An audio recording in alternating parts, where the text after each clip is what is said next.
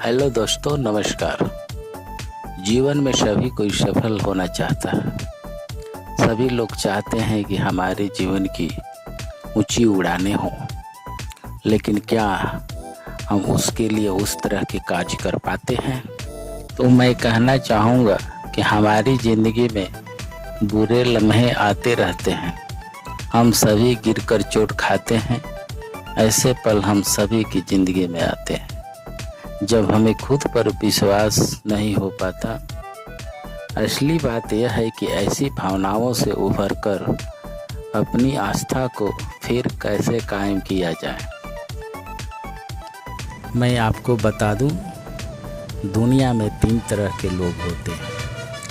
कुछ लोग काम को अंजाम देते हैं, कुछ लोग काम को अंजाम तक पहुंचते हुए देखते रहते हैं, और कुछ लोग अचरज करते रहते हैं कि यह काम अंजाम तक कैसे पहुंचा। सफलता किस्मत से नहीं, कुछ नियमों का पालन करने से मिलती है।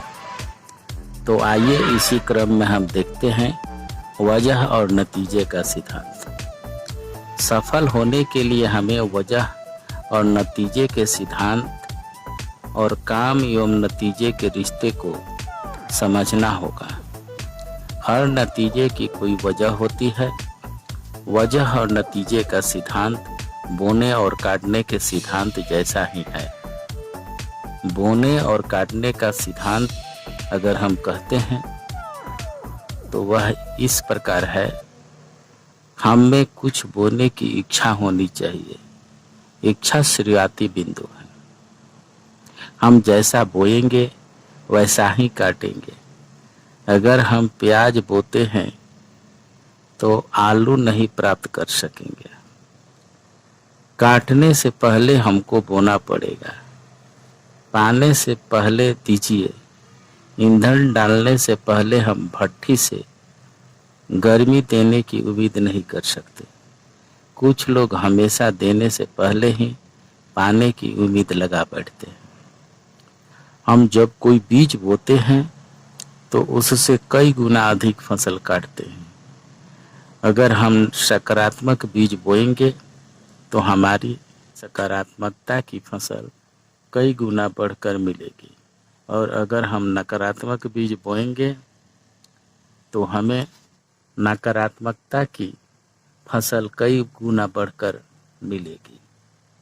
लोगों की प्रकृति के नियमों के विपरीत जाते देखना कोई असाधारण बात नहीं है।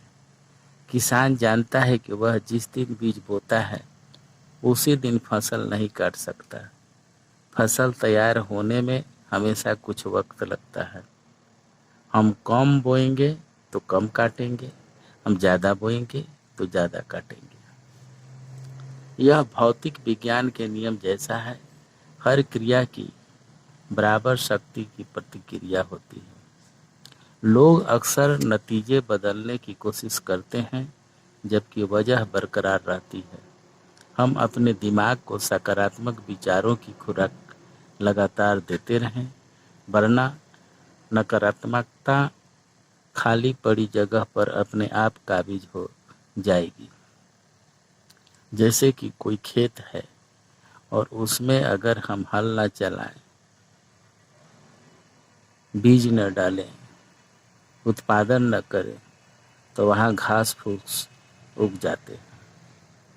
इसी तरह से हमारे जीवन का सिद्धांत है, सफलता का सिद्धांत है।